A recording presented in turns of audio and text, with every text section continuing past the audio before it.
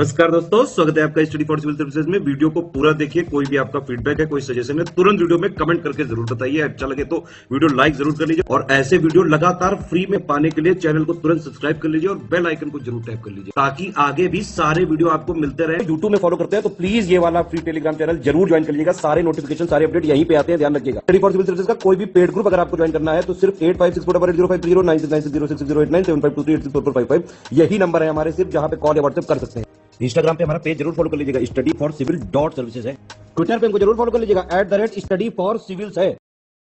नमस्कार दोस्तों, एक बार फिर से आपका बहुत बहुत स्वागत है स्टडी फॉर सिविल सर्विसेज में। और मैं एसके त्रिपाठी आज आप सभी के साथ जो हमारी daily current affairs news analysis की सीरीज है उसको यहाँ पर बाइलिंगुअल मैनर में कंटिन्यू करूंगा, कवर करूंगा। और जैसा कि आप सभी देख पा रहे होंगे स्क्रीन पे कि ये जो आर्टिकल्स हैं वो सारे जो गवर्नमेंट की लीडिंग वेबसाइट्स और जो लीडिंग न्यूज़पेपर से वहां से कलेक्ट किए जाते हैं, फिर आप लोगों को यहाँ पर उपलब्ध कराए जाते हैं, जो आप लोगों के लिए स्पेशली फॉर यूपीएससी, सीएससी और उसके साथ ही जो स्टेट पीसीएस के एग्जामिनेशंस होते हैं उनके लिए बहुत ही ज्यादा लाभदायी सिद्ध होगी। तो ये सीरीज आप कंसिस्टेंट देखें, कंटिन्यूअस देखें और इसका महत्तम लाभ अर्जित करें। साथ ही दोस्तों, अगर आपने इस वीडियो में 10,000 लाइक्स का टारगेट कंप्लीट किया तो आप लोगों को इसकी जो पीडीएफ है फ्री ऑफ कॉस्ट प्रोवाइड की जाएगी हमारे इंस्टाग्राम के पेज में। इसलिए आप हमारा जो इंस्टाग्राम का पेज है उसको जरूर फॉलो कर लें।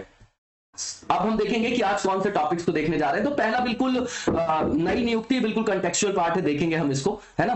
तो ये बिल्कुल सिंपल सा पार्ट है आपका, ठीक है। इसके बाद ये पेपर 2 में रख सकते हैं आप। इसके बाद थर्ड में भी और 2 में भी, दोनों में वैसे भी प्रीलिम्स का स्कोप है इस क्वेश्चन में। देखते हैं हम। दूसरा, anti defection law, very important. Rajiv Gandhi जो सरकार थी उसके दौरान ये लाया जाता है और इसका मेन आशय ये रहता है कि 70 के बाद से दशक से देखेंगे आप तो आया राम गया राम की जो पॉलिटिक्स थी वो चालू हो गई थी। अपने पॉलिटिकल मतलब जो भी उनके इंटरेस्ट थे उनको मोबिलाइज करने के लिए एक दल को छोड़ के दूसरे दल की सदस्यता ले लेना, दूसरे दल में शामिल हो जाना। तो इससे क्या हो रहा था कि जो लोकतंत्र की जो मूल आदर्श, मूल तत्व हैं उन पर कहीं ना कहीं ऋणात्मक प्रभाव पड़ रहा था। तो उन चीजों को रोकने के लिए ये दल बदल विरोधी कानून लाया गया। 52nd अमेंडमेंट पता होगा आपको, ठीक है ना। तो ये देखेंगे हम लोग, इंपॉर्टेंट है हमारे लिए मेंस पर्सपेक्टिव से। इसके बाद आरपीए एक्ट है 1951 का। इसमें जो आपकी धारा है 29, उसके अंतर्गत जो पॉलिटिकल पार्टीज का रजिस्ट्रेशन है उसके संदर्भ में न्यूज है, क्योंकि अभी लेजिस्लेटिव असेंबलीज के लिए इलेक्शन वगैरह हो रहे हैं। तो ये आपका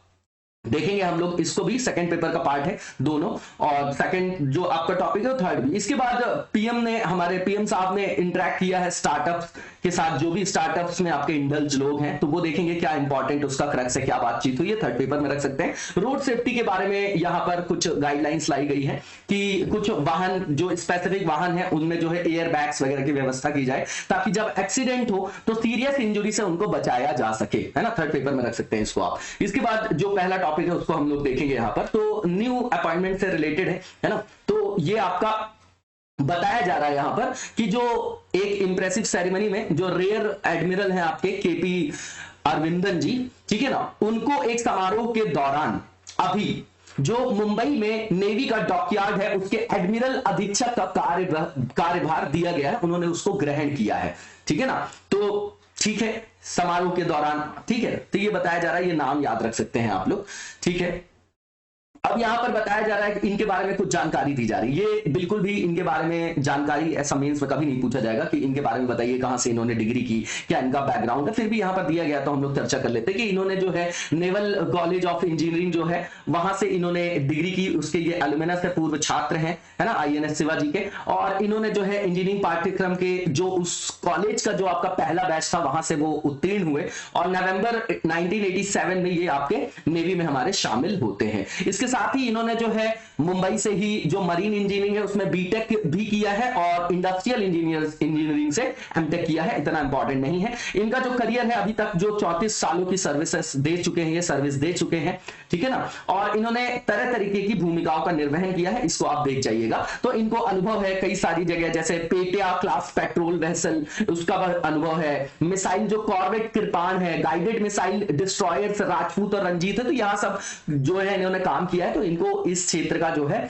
व्यापक या बहुत ज्यादा विस्तृत अनुभव है, ये बताया गया है यहां पर, है। तो इसको देख जाइएगा आप लोग, बहुत इंपॉर्टेंट नहीं है। इसके बाद यहां पर बताया जा रहा है कि इनको जो प्रमोशन पे जो फ्लैग रैंक मिला है, ठीक है ना, तो ऑफिसर्स को जो अपॉइंट किया जाता है वो किस आधार पे, एडमिरल सुपरिंटेंडेंट, है ना, superintendent naval ship repair yard करवार, है ना। तो ये सब बताया जा रहा है यहाँ पर। इनको जो है विशिष्ट सेवा मेडल भी प्राप्त हुआ है, ठीक है। और ये जो है, अब ये जो एडमिरल है वो सर्व कर रहे हैं chief staff officer technical headquarter पे, जो वेस्टर्न नेवल कमांड है आपका, ठीक है। तो ये जो है नॉर्मल सी चीजें, इसको देख जाइएगा आप लोग, ठीक है। और इनके बारे में जो जानकारी है केवल प्रीलिम्स से पूछा जा सकता है, वो भी स्टेट पीसीएस में। यूपीएससी ऐसे क्वेश्चंस फ्रेम नहीं करता है। सेकंड जो टॉपिक है हमारा, very important, anti defection law. अब देखिए मैं इसको आपको क्रक्स बता देता हूं इसका। अभी ये न्यूज में इसलिए कि 3 मेंबर्स ने वहां से रेजिग्नेशन दिया है यूपी गवर्नमेंट में, ठीक है ना। तो वहां पे सरकार में जो भी मतलब आपके वहां पर लेजिस्लेचर्स थे, उन्होंने क्या किया है, वहां पर दिया है ये इस्तीफा। अब ये एंटी डिफेक्शन लॉ हमको पढ़ने का एक तरीका, जीएस पेपर 2 जो है आपका पूरा एनालिटिकल है। हम पेपर पूरा अटेम्प्ट करके आते हैं यूपीएससी में, नंबर सबसे कम इसी पेपर में क्यों आते हैं, क्योंकि यहां पर एनालिटिकल अप्रोच हमको अपनानी होती है, कंटेक्चुअल बहुत ज्यादा नहीं जाना होता। तो हमको सबसे पहले देखना है कि भैया ये लाया गया तो इसके प्रोविजंस क्या है, उसके बाद इनमें कहां पर विवाद है, कहां पर मुद्दा है, फिर मुद्दे में किस तरीके का क्या कोई न्यायपालिका का जजमेंट आया है, वो इंपॉर्टेंट है। उसके बाद क्या आगे की राह है और किस तरीके से ये लोकतंत्र के आदर्शों पर अपना ऋणात्मक प्रभाव डाल रहा है, ठीक है ना। तो हम समझते हैं इसको। राजीव गांधी सरकार ने सबसे पहले 52nd अमेंडमेंट लाया, है ना, संशोधन किया और दल बदल जो आपका लॉ है उसको इंप्लीमेंट किया।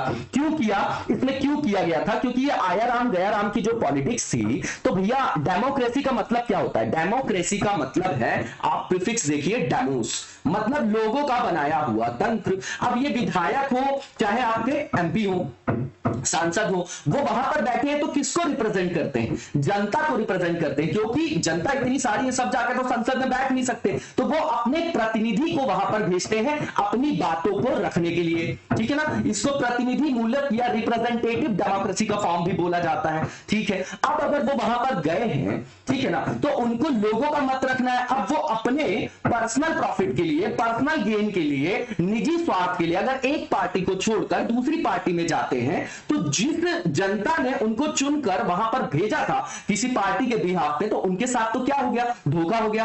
तो ये क्या हो गया, लोकतंत्र के जो मूल आदर्श है उस पर ऋणात्मक प्रभाव पड़ेगा इससे कि नहीं पड़ेगा, पड़ेगा। तो इसको रोकने की आवश्यकता पड़ी, ठीक है। तो इस संशोधन के द्वारा क्या किया गया कि कुछ प्रावधान बनाए गए कि अगर आप इन आधारों पर अगर अपने दल से आप निकलते हो या दल के जो भी व्यवहार है, गाइडलाइंस है, उनके विरोध में काम करते हो, मतदान करते हो, तो आपको क्या किया जाएगा, अयोग्य घोषित किया जाएगा। और ये अयोग्य घोषित करने का जो अधिकार दिया गया वो प्रिसाइडिंग ऑफिसर या आप ऐसा समझिए सभापति को, है ना, स्पीकर को दिया गया सेशन के, जो भी आपका सदन है ना, जो हाउस है, उसके स्पीकर को ये अधिकार दिया गया। तो अब स्पीकर का जो पद है वो भी यहां डिबेट पे आ गया कि भैया स्पीकर तो पॉलिटिकल पार्टी से क्या होता है, संदर्भित होता है, तो वो पॉलिटिकल पार्टी के हिसाब से चलता है, वहां पर बायस्ड होकर वो डिसीजन देते हैं। ये सब मुद्दे हैं यहां पर, ये सब क्या है, यहां पर मुद्दे हैं, ठीक है। अब यहां पर इस संशोधन के द्वारा किया क्या गया, तो मान लीजिए कोई पार्टी है और पार्टी से कोई आपका इलेक्टेड होके सांसद या विधायक आता है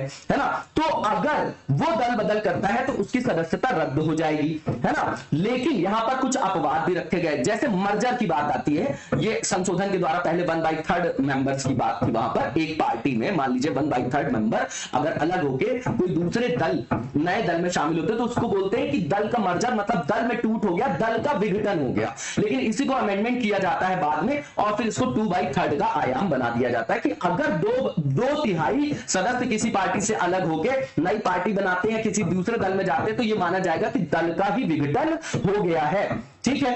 अब ये जो है आपका 2003 में लाया गया 91st अमेंडमेंट से 2/3 वाला प्रावधान जो है। अब समझिएगा कि राजनीतिक दल के सदस्य को अयोग्य अगर माना जाएगा तो कैसे माना जाएगा, उसके लिए क्या प्रावधान है। तो सबसे पहला यह है कि अगर कोई भी राजनीतिक दल का सदस्य जो चुन के आया हुआ है, निर्वाचित होके आया हुआ है, अगर वो स्वेच्छा से अपना राजनीतिक दल की सदस्यता छोड़ देता है ना, और अथवा लिखा हुआ है इस प्रावधान में, अथवा कि अगर उसने अपने राजनीतिक दल के निर्देश जो दिए गए हैं उसके विरोध में कोई वोटिंग वगैरह करते हैं, ठीक है, या फिर मतदान में अनुपस्थित रहता है बिना किसी भी तरीके का क्या प्रायर वहां पर इंफॉर्मेशन दिए हुए, ठीक है। और उसके बाद अगर उस पॉलिटिकल पार्टी जिससे वो बिलोंग करता है उसको 15 दिन के अंदर अगर क्षमा नहीं किया गया तो उसको माना जाएगा कि वो अयोग्य है ना, अयोग्यता का निर्धारण। दूसरा जो प्रावधान है इसमें, ये निर्दलीय सदस्यों का, मान लीजिए कोई सदस्य चुन के आया हुआ निर्दलीय दल से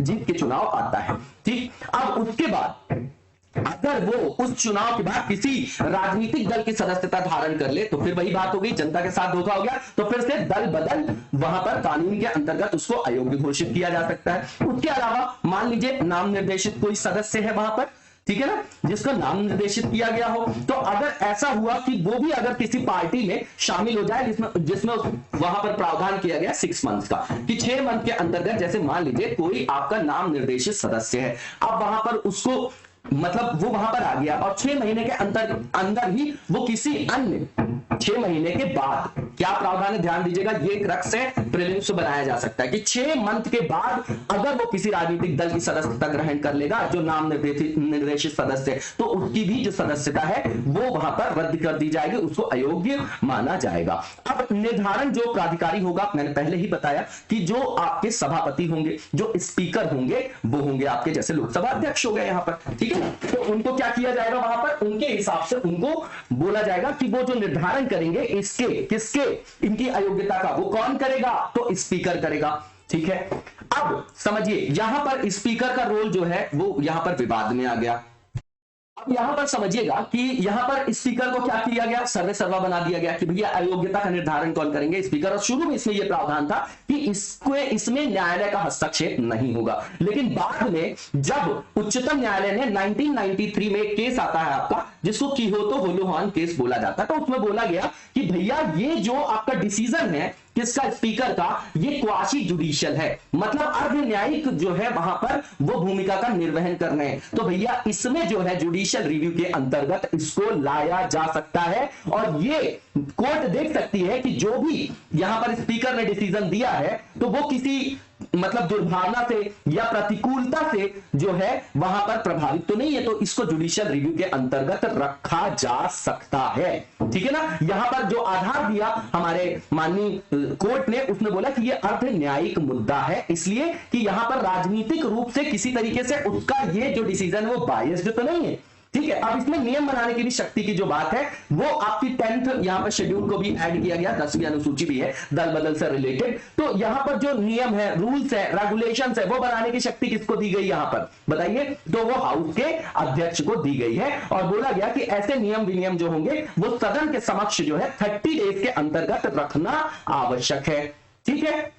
ये नॉर्मल सी चीज है। अब यहां पर कुछ एक्सेप्शन है। एक्सेप्शन क्या है, मान लीजिए कि कहां कहां पर दल बदल कानून लागू नहीं होगा, तो मान लीजिए कोई सदस्य जो है दल में अगर टूट होती है या विघटन हो जाते हैं और वो दल से बाहर हो गया है ना, तो ये दल में विघटन कब माना जाएगा, जब 2/3 सदस्य वहां पर अपना विलय किसी नए दल में कर देते हैं, 2/3, ठीक है। 2003 का वो कौन सा अमेंडमेंट है आपका, 91st है, ठीक है ना। अब दूसरा जो है इसमें कि मान लीजिए कि यहां पर दोनों पक्षों के मतों में अगर बराबरी की स्थिति आ जाती है तो जो डिसीजिव वोट होगा वो कौन देगा, स्पीकर देगा वहां पर, ये आप लोगों को पता होगा, ठीक है ना। तो वहां पर जो है ये जो प्रावधान होगा तो उनका मतदान जो है फिर जो भी यहां पर विधायक वगैरह करेंगे वो दल बदल अधिनियम के दायरे में नहीं आएगा, ठीक है ना, दल बदल के दायरे में नहीं आएगा अगर डिसीजिव वोट दिया है किन्होंने, स्पीकर में, तो ये अपवाद हो गया एक चीज। तीसरा जो है आपका यहां पर प्रावधान कि मान लीजिए कोई निर्वाचित दल के द्वारा दल के किसी सदस्य को अगर स्वयं निष्कासित कर दिया गया, कोई पॉलिटिकल पार्टी अपने किसी मेंबर को खुद ही जो है निष्कासित कर देती है, तो ये भी अपवाद में आएगा, ठीक है ना, अपवाद में आएगा। ये मैंने अपवाद बताए हैं आपको 3, ये सबसे इंपॉर्टेंट है। अब यहां पर हम समस्या की चर्चा करेंगे। पहला जो आपका यहां पर मुद्दा बनता है कि डेमोक्रेसी और आपका एंटी डिफेक्शन, ठीक है। अब समझिएगा आलोचक जो है क्रिटिसिज्म जो करते हैं वो क्या बोलते हैं कि भैया ये जो दल बदल कानून है लोकतंत्र की भावना के विरुद्ध है। क्यों, क्योंकि यहां पर सांसद जो है अपने राजनीतिक दल के अनुसार कार्य कर रहा है, जबकि वो वहां पर गया है जनता का प्रतिनिधित्व करने, तो जनता का जो आपका ब्रॉडर पर्सपेक्टिव में जनता का हित देखना उसका कर्तव्य है, लेकिन वहां पर वो अभिव्यक्ति की जो स्वतंत्रता है, जो आपका एक मौलिक कर्तव्य है है ना, मौलिक अधिकार है, सॉरी फंडामेंटल क्या है, राइट्स है, आर्टिकल 19, ठीक है ना, अभिव्यक्ति और भाषण एवं अभिव्यक्ति की स्वतंत्रता, फ्रीडम ऑफ स्पीच और एक्सप्रेशन, तो ये तो आपका एक मौलिक अधिकार भी है, तो उसका भी हनन हो रहा है और वो अपनी बातों को नहीं रख पा रहे। इसका मतलब क्या कि वो पार्टी के विभाग पे चल रहे हैं, तो जो दलगत हित है उसको ज्यादा ऊपर रखा जा रहा है लोकतांत्रिक हितों के, तो ये आपका क्या हो गया, विरोधाभास हो गया। ठीक है, तो यहां पर आंतरिक लोकतंत्र जो है पार्टी में वो होना आवश्यक माना जाता है, क्योंकि आप वहां पर गए हो तो भैया पार्टी का हित करने नहीं गए हो, जनता का हित करने गए हो। हम भारत के लोग, हमने संविधान बनाया, उस संविधान से आपको वो शक्तियां प्राप्त हैं, ठीक है, इसलिए हमारे यहां लिखा हुआ हर जगह we the people of India, we the people of India, वो बहुत बड़ी चीज है। ठीक है ना, अब यहां पर बताया जा रहा है कि जो भी ये आपका लोकतांत्रिक मूल्यों के विरोध में है, तो इस जो आपका अमेंडमेंट है ना, ये जो आपका कानून है, इसमें संशोधन की आवश्यकता है। ठीक है, अब समस्या क्या है, अगर आप देखेंगे तो 2016 में उत्तराखंड में कांग्रेस के 7 विधायक जो है उनको वहां पर दल के विरुद्ध कार्य किया गया, और वहां पर अरुणाचल प्रदेश में भी ऐसे ही लोगों को वहां पर क्या किया गया, वहां पर वो बीजेपी के साथ जो है सरकार बना लेते हैं कांग्रेस को छोड़कर। ठीक है, तो यहां पर ये पता चलता है कि भैया जो प्रैक्टिकली इसकी जो प्रासंगिकता है वो कहीं ना कहीं खत्म हो रही है, व्यवहारिक रूप में ये सफल नहीं माना जा रहा है। और यहां पर लोकसभा स्पीकर का जो निर्णय है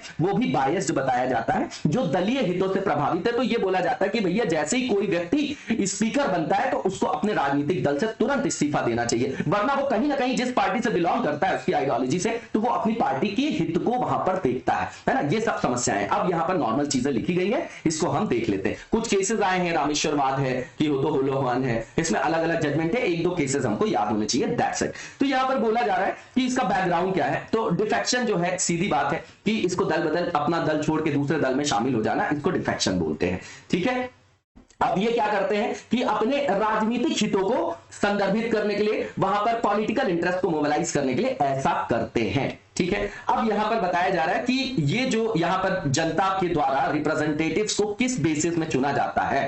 ठीक है ना, तो पहली बात तो 2 ही आधार, या तो इंडिविजुअल कैपेसिटी हो कैंडिडेट की, या तो फिर किसी पॉलिटिकल आइडियोलॉजी जो है उससे प्रभावित हो कोई भी व्यक्ति, तो वो वहां पर जो है व्यक्ति को चुनता है। ठीक है, अब यहां पर बताया जा रहा है, नॉर्मल सी चीज है, ये सब कहानी है, जो मैंने मुद्दे हैं आपको बता दिए वही काम आएंगे मेंस है, उससे ज्यादा कुछ भी आवश्यकता नहीं है। अब यहां पर बताया जा रहा है कि मान लीजिए कोई व्यक्ति है, राज्य के विधानसभा में या संसद में अगर वो चुना जाता है, और अगर वो राजनीतिक पार्टी को बदल देता है, तो ये तो जनता के साथ धोखा माना जाता है। यही तो मैं बता रहा हूं कि ये फ्रॉड है सिटीजन्स के साथ। तो लोकतांत्रिक जो मूल्य है उन पर कहीं ना कहीं क्या है, विरोधाभास ही है आपका। ठीक है, और इसमें यह बोला जाता है कि इसके द्वारा मान लीजिए जो मौजूदा सरकार है वो भी इनस्टेबल हो जाती है, अस्थिर हो जाती है। अब उसका पूरा प्रभाव बता रहे हैं कि दुष्परिणाम है, विकास मंदगति हो जाएगी, फॉरेक्स भंडार में जो है कमी हो जाएगी, ये सब नॉर्मल सी चीजें हैं। ठीक है ना, ये सब याद नहीं करना हमको। अब यहां पर जो है ये उसके परिणाम है। अब यहां पर बता रहे हैं कि ये घटनाएं तब होती हैं जब एक पार्टी जो है दूसरी पार्टी पर अपना क्या मेजॉरिटी शो करना चाहती है। सीधी बात है, सरकार बनाने का पूरा मुद्दा है ना, वही है यहाँ पर। और इसी को जो है बोलते हैं कि बहुमत सिद्ध करने की कोशिश करते हैं, इसलिए हॉर्स ट्रेडिंग किया जाता है। हॉर्स ट्रेडिंग ये सिर्फ टर्मिनोलॉजी है जो यूज की जाती है। ठीक है ना, हॉर्स ट्रेडिंग मतलब ट्रेडिंग हो रही है वहां पर किसकी, रिप्रेजेंटेटिव्स की, ये जो जनता के द्वारा चुन के आए गए कि भैया ज्यादा हमारे तरफ हो गए, बहुमत हो गया हमारे तरफ, तो उसकी सरकार गिर गई, हमारी सरकार बन गई, यही होता है ना। ठीक है, तो ये पॉलिटिकल प्रिविलेजेस के लिए और फाइनेंशियल गेन्स के लिए ऐसा किया जाता है लेजिस्लेचर्स के द्वारा, है ना, जो विधायक है या सांसद है। अब ये जो है इनको रोकने के लिए 70 के दशक में आया राम गया राम संस्कृति के नाम से भी इसको संबोधित किया जाता था। तो ये 52nd जो है अमेंडमेंट लाया गया, 10वां शेड्यूल जो है इंट्रोड्यूस किया गया, और इस यहाँ पर कुछ ग्राउंड जो मैंने आपको बताया उस हिसाब से डिस्क्वालिफिकेशन किया जाता है। ठीक है, अब यहां पर जो आपके डिस्क्वालिफिकेशन के प्रोविजंस वगैरह हैं वो बताया गया है यहां पर, तो इसको आप लोग देख जाएंगे। ठीक है ना, अब यहां पर वही प्रावधान है जो मैंने आपको बता दिया है, एक बार रीडिंग मार लीजिएगा। आपको बात भी मैंने बता दी है, सारी चीजें मैंने आपको बता दी है। यहां पर हाई कोर्ट जो हमारा सुप्रीम कोर्ट है उसकी व्याख्या जो है कुछ, तो सबसे इंपॉर्टेंट यहां पर क्या है कि अगर सबसे पहला की हो तो होलोहॉन में क्या किया गया कि भैया ये जुडिशियल रिव्यू के अंतर्गत आएगा। क्यों आएगा? क्योंकि स्पीकर का जो ये डिसीजन है वो क्या है, क्वासी जुडिशियल है, दैट्स इट।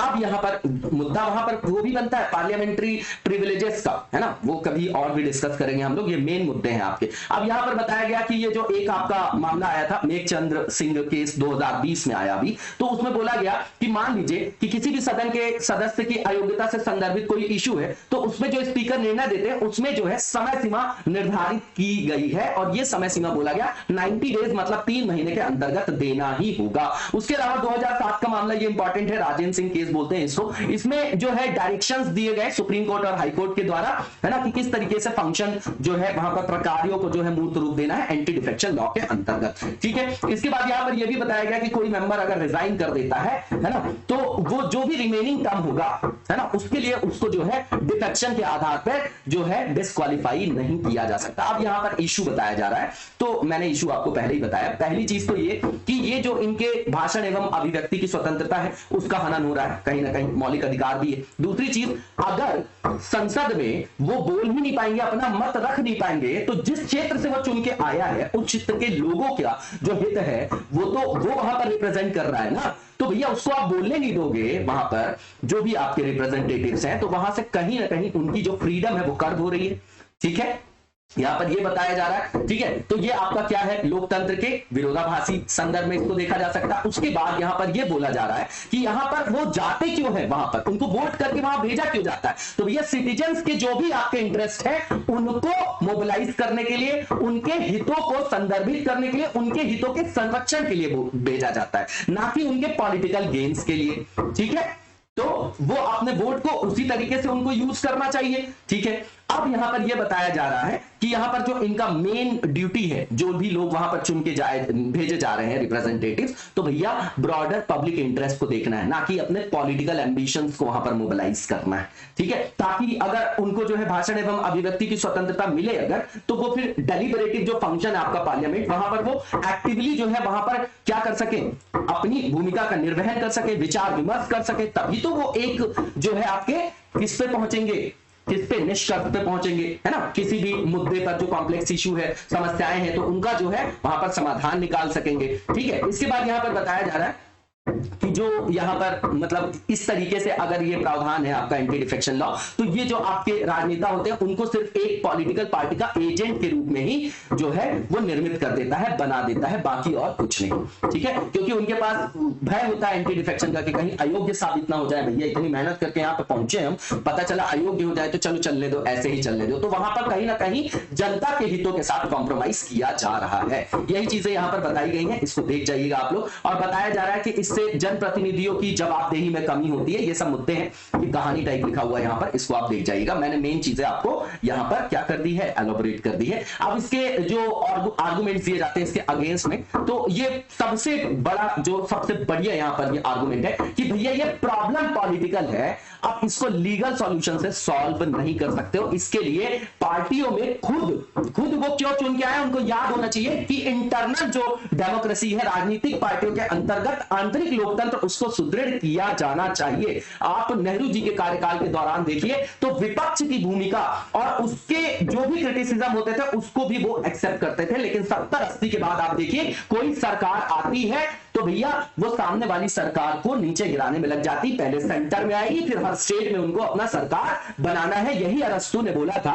कि डेमोक्रेसी जो है वो भीड़ तंत्र और भ्रष्ट तंत्र में तुरंत जो है कन्वर्ट हो जाती है। क्यों कन्वर्ट हो जाती है? अगर वहां के लोगों में उतनी मैच्योरिटी नहीं हो, क्योंकि तो हम तो पॉपुलिस्ट अप्रोच में वोटिंग करते हैं, बिल्कुल बायस्ड होकर नहीं सोचना, इसको न्यूट्रल सोचिएगा कि जो हमारे देश में ऐसी प्रॉब्लम्स है, क्या उसका कारण कहीं ना कहीं हम लोग नहीं है? हम अपने पहचान वाले को वोट दे रहे हैं, हम उसके मतलब किस आधार पे हम जाति, संप्रदाय, ऐसी जो सामाजिक रूढ़ियां उसमें बटे हुए हैं, हम तो विकास के संदर्भ में सोच ही नहीं रहे हैं, है ना। समझ रहे हैं आप? इन चीजों को जो है आप रैशनली सोचिएगा तो आपको खुद ही समस्या समझ में आएगी। अब यहां पर बोलते हैं कि भैया इनस्टेबिलिटी जो है ना, उसके डर के मारे जो है इंटरनल डेमोक्रेसी जो है वो आप वहां पर तर्क देते हो, है ना, कि जो अगर मान लीजिए कि राजनीतिक दलों के अंतर्गत जो अदला बदली देखी जाती है ना, सरकार की अस्थिरता वहां पे सबसे बड़ा वो ग्राउंड बताते हैं। तो इसका समाधान आप अपने पॉलिटिकल पार्टी में इंटरनल डेमोक्रेसी से सॉल्व करो ना। इंटरनल डेमोक्रेसी से सॉल्व करो, ठीक है। इसके बाद यहां पर बताया जा रहा है कि जो आपकी पार्टी के अंतर्गत लोगों को कोई आपको जगह मिलती है तो उसमें क्या है कि इनहेरिटेंस देख रहे हैं, विरासत के आधार पे ना मिले। बहुत सारी फैमिलीज हैं जिन जो विरासत में हमारे यहाँ प्रधानमंत्री जो है और या कोई भी मान लीजिए राष्ट्र मतलब कोई भी आपका पॉलिटिकल आपका पद है तो उसको लेने के लिए वो पहले ही योग्य पैदा हुए और वो निश्चित है कि वो इस क्षेत्र में आ सकते हैं, है ना। तो वहां पर ये बोला जा रहा है कि भैया ये वंशानुगत मत बनाइए इसको, है ना, कैपेबिलिटीज के आधार पर लोगों को जाने दीजिए। बताइए आप लोगों में से कितने लोग युवा ऐसे हैं जो राजनीति में जाना चाहते हैं, और जाना भी चाहते हैं तो क्या जा सकते हैं, जा सकते हैं क्या? हर जगह देखिए, आप बॉलीवुड देखिए या किसी भी फील्ड में देखिए तो कुछ स्थापित लोगों ने वहां पर अपना प्रभुत्व कायम कर लिया, उन्हीं की फैमिलीज जो है वहां पर कंटिन्यू कर रही है ना। यहाँ बायस्ड नहीं होना है, न्यूट्रल होकर मेरी बातों को समग्रता में लेना है, ठीक है। इसके बाद यहां पर बताया जा रहा है कि राजनीतिक दलों में आंतरिक लोकतंत्र की कमी है। ये यूपीएससी ने ऑलरेडी फ्रेम कर रखा है क्वेश्चन, और ये पॉलिटिकल साइंस में मेंस में ऑप्शनल में भी पूछ रखा है उसमें, ठीक है। तो अभी भी ये व्यवहारिक रूप में जो है आप देख रहे हैं कि इसमें विसंगति देखी जा रही है। मैंने अरुणाचल प्रदेश का भी एग्जांपल दिया, उत्तराखंड का भी आपका। अब इसका सॉल्यूशन क्या है, तो बोल रहे हैं कि भैया जो इसमें निर्णय देने वाले हैं जो व्यक्ति, जैसे अभी स्पीकर देते हैं, तो यहां पर इंडिपेंडेंट जो है एडजुडिकेटर की आवश्यकता है, एडजुडिकेटर की आवश्यकता है, ठीक है। और बोल रहे हैं थर्ड पार्टी से कराओ आप, ताकि वहां पर बायस्ड कोई डिसीजन ना आए, है ना, न्यूट्रल होकर वो डिसीजन दे सके, ये बताया जा रहा है यहां पर, ठीक है। तो अब ये इसीलिए हो रहा है ना क्योंकि स्पीकर के पद पर कहीं ना कहीं आधार बिल को लेके अब कोई बिल जो है वो मनी बिल है या नहीं है, ये डिसीजन कौन लेगा, लोकसभा का स्पीकर लेंगे। तो भैया आधार बिल जो है उसमें ज्यादा प्रावधान फाइनेंशियल बिल के थे, मनी बिल के नहीं थे, लेकिन उसको मनी बिल बना के पास क्यों किया गया, ताकि विपक्ष वहां पर किसी भी तरीके का राज्यसभा में अगर बहुमत नहीं था तो वो उसको पास करा सके, है ना। इस तब से जो है स्पीकर का जो पद है वो न्यूज में आया कि कहीं ना कहीं बायस्ड जो है ये होके डिसीजन दे रहे हैं। इसी तरीके का यहां पर भी मुद्दा है ना। तो पक्षपात रहित रहने के लिए बोल रहे हैं थर्ड पार्टी से आप वहां पर ये जो है डिसीजन लीजिए, ठीक है। और यहां पर बताया जा रहा है कि जैसे ही कोई व्यक्ति जो है वो स्पीकर बनता है तो उसको अपनी राजनीतिक जो भी पार्टी है, राजनीतिक दल, उससे इस्तीफा देना चाहिए, तभी वो जो है पार्टी हित से ऊपर उठकर, है ना, दलगत राजनीति से ऊपर उठकर देश की व्यवस्था के लिए कार्य कर पाएगा न्यूट्रल होके, ठीक है। वही बताया जा सका यहाँ पर। और जो बोल रहे हैं थर्ड पार्टी कौन हो सकता है, तो बोल रहे हैं कि अगर सेंटर की बात कर रहे हैं संसद की, तो वहां प्रेसिडेंट को रखा जा सकता है, गवर्नर को रखा जा सकता है, हमारे राज्य की विधायिका में फिर मुद्दा तो वही हो जाएगा वहां पर, ठीक है ना। क्योंकि राष्ट्रपति जी हमारे यहाँ के कैसे नॉमिनल हेड है, कोई भी कार्य वो जो है बिना मंत्रिपरिषद की सलाह के नहीं कर पाते हैं, ये बहुत बड़ा सच है, ठीक है ना। अब यहां पर बोल रहे हैं कि यूज जो है आपका विप का, उसको भी लिमिटेड किया जाना चाहिए। अब विप का मतलब क्या है समझिएगा थोड़ा सा। विप का मतलब यह है, इसमें 3 लाइन के विप होते हैं, ठीक है ना। तो पहला और दूसरा लाइन का जो विप है इतना इंपॉर्टेंट नहीं, थर्ड जो आपका तृतीय पंक्ति का जो विप होता है उसमें सरकार गिर सकती है, तो ऐसे प्रावधान के अविश्वास प्रस्ताव वहां पर लाया गया, तो उसमें बाध्यकारी बनाया जाता है कि हमारी पार्टी जो है, हमारी सरकार जो है गिर ना जाए, तो आपको हमारे संदर्भ में हमारे बताए हुए पाथ पे ही चलना है और वहीं पर वोटिंग करना है, ठीक है। लेकिन उसका भी जो है क्या किया जाता है, जो आपका मिसयूज किया जा रहा है, तो विप को भी लोकतंत्र के खिलाफ माना जाता है कि वहां पर भी जो है सांसदों की, विधायकों की जो आपके भाषण और अभिव्यक्ति की स्वतंत्रता का अधिकार है वो बाधित हो रहा है, तो वो ओपन डिस्कशन नहीं कर पाएंगे, डिबेट नहीं कर पाएंगे, डेलिबरेशन में जो है एक्टिव जो है वहां नहीं हो पाएंगे वो लोग, है ना। तो वो बोला जा रहा है कि यहां पर जो विप का यूज है उसको भी लिमिटेड करने की आवश्यकता है, ठीक है। इसके बाद यहां पर निर्णय के संदर्भ में जो है टाइमलाइन तो अभी आप देखा आपने कि अभी का जो जजमेंट है उसमें लाया गया इस चीज को। इसके बाद ये है कि इसके बाद ये बात की जा रही है कि जो आपका इंटरनल डेमोक्रेसी है पार्टी के अंतर्गत उसको प्रमोट किया जाना चाहिए। तो वहां पर जो सदस्यों पर जो मान लीजिए कि कोई बाइंडिंग टाइप का डिसीजन लेने के लिए उनको बाउंड किया जाता है ना, कि बाध्यकारी आपके ऊपर कि हमने ये निर्णय ले लिया, आपको इसी रास्ते पर चलना है ना। जो आपके शीर्षस्थ नेता होते हैं तो उसमें जो और नेताओं के ऊपर वो इस टाइप के बाध्यकारी प्रोविजंस को आरोपित न कर पाए, इसलिए जो है आंतरिक लोकतंत्र की आवश्यकता है। और देखिए सीधी बात है, इसका जो है आपकी वैयक्तिक संदर्भ में इसका सॉल्यूशन है, क्योंकि राजनेताओं को ये सोचना चाहिए कि जिस पद पर आप बैठे हो ना, आपको जनता चुन के भेजी है, पार्टी हित से ऊपर देश का हित है, नेशनल इंटरेस्ट सबसे इंपॉर्टेंट है ना।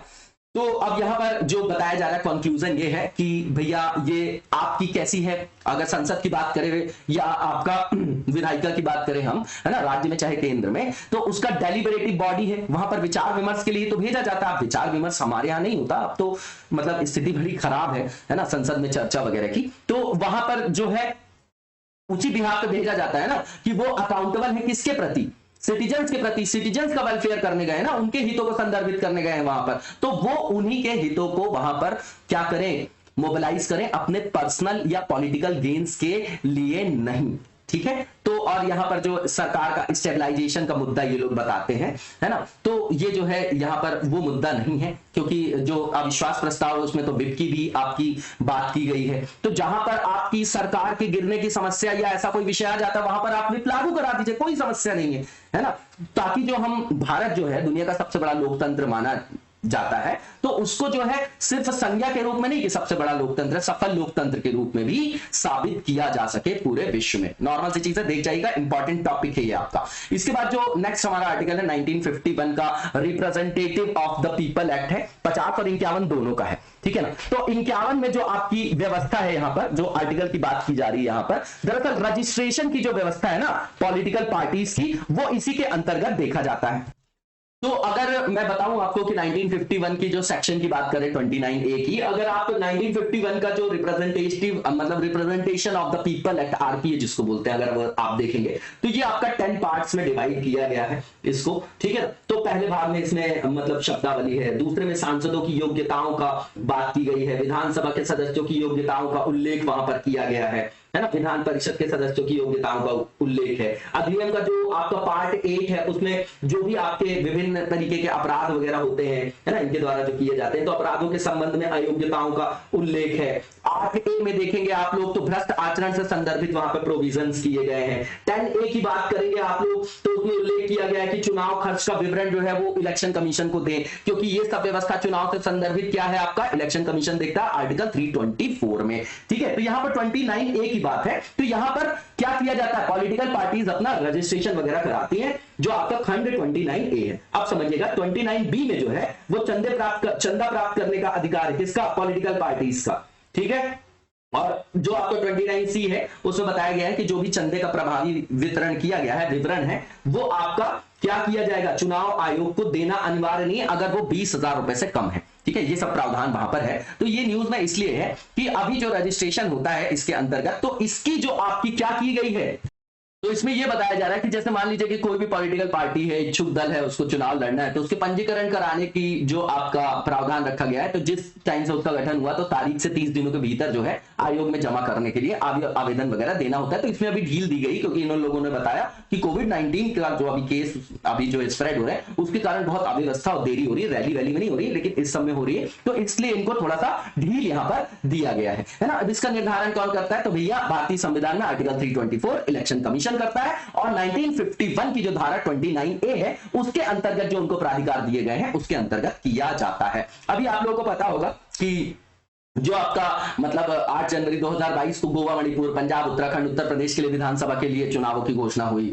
तो ये पता चला कि भैया कोविड-19 के कारण प्रॉब्लम हो रही है, तो इनके जो रजिस्ट्रेशन की जो आपकी डेट वगैरह है, जो टाइमलाइन थी, उसमें थोड़ी सी ढील दे दी गई है। नॉर्मल सी चीज है, सारे प्रावधानों को आप लोगों को पढ़ना है। 1950 और 1951 दो है आरपीए, और उसके इंपॉर्टेंट प्रोविजंस को आप लोग बताइएगा कि क्या है ना। कुछ मैं ग्राउंड दे देता हूं, इसके बीच में तुलना करके बताइएगा। जैसे मान लीजिए कि 1950 के आरपीए की बात करें हम लोग, तो वहां पर लोकसभा और विधानसभा जो है वहां पर सीटों का कैसे एलोकेशन किया जाएगा उसका उल्लेख किया गया है। लेकिन 1951 जब आप देखेंगे तो उसका जो है दायरा अधिक विस्तृत और व्यापक है, क्योंकि उसमें जो यहां पर उम्मीदवार है उनकी योग्यता अयोग्यता का भी विस्तृत उल्लेख किया गया है, ठीक है ना। ऐसे ही जो है आप जो है चीजें जैसे 1950 का देखेंगे तो उसमें जो आपका निर्वाचन की नामावली वगैरह बनती है ना, तो उनका निर्माण कैसे होगा, उसमें अमेंडमेंट कैसे होगा, ये प्रावधान है। लेकिन 1951 का जो आप एक्ट देख रहे हैं इसमें पूरे इलेक्शन का जो ब्रॉडर जो आपका पूरा विस्तृत प्रक्रिया है या पर्यवेक्षक जो होते हैं आपके, उनका उल्लेख किया गया है,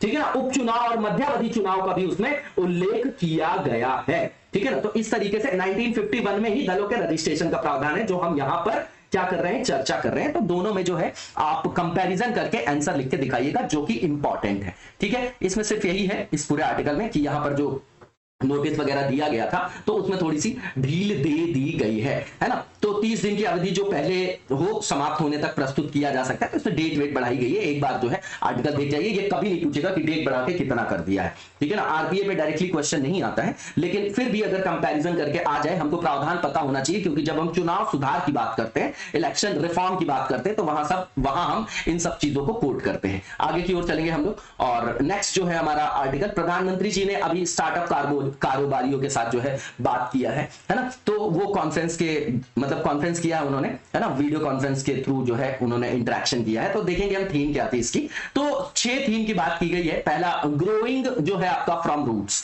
दूसरा nudging the DNA, from local to global की बात की जा रही है, टेक्नोलॉजी ऑफ फ्यूचर की बात की जा रही है, बिल्डिंग चैंपियनशिप इन मैन्युफैक्चरिंग, आत्मनिर्भर भारत आप लोगों को पता ही है, सस्टेनेबल डेवलपमेंट। अब यहां से 150 से अधिक स्टार्टअप्स जो है आपके, उनको स्टार्टअप जो इंडस्ट्री है उनको 6 वर्किंग ग्रुप में यहां पर डिवाइड किया गया, ठीक है। और उसमें से प्रत्येक जो आपका सब्जेक्ट है उसमें 2 स्टार्टअप के रिप्रेजेंटेटिव्स ने अपनी जो है प्रस्तुति वहां पर दी, ठीक है। अब उस विशेष से उन्होंने जो चुने गए सभी स्टार्टअप की ओर से उन्होंने बात की, जिनको वहां पर रिप्रेजेंटेटिव बनाया गया। नॉर्मल सी चीज है, कहानी। अब यहां पर इसका महत्व क्या है ये जानने की जरूरत है। सबसे पहले robust data collection mechanism in agriculture, main मुद्दा। दूसरा making India preferred agri business hub. उसके बाद बूस्ट करना है हेल्थ केयर को थ्रू किससे, यूज ऑफ टेक्नोलॉजी, है ना। मेंटल हेल्थ के इशू को भी टैकल करना है। इसके बाद जो ट्रैवल और टूरिज्म की बात है वहां पर इनोवेशंस को लाना है, जैसे वर्चुअल टूर्स। उसके बाद आइडेंटिफाई करना है जॉब के एरियाज और एडटेक, स्पेस सेक्टर को देखना है, कनेक्टिंग ऑफलाइन रिटेल मार्केट, किससे कनेक्ट करना है उसको, डिजिटल कॉमर्स से।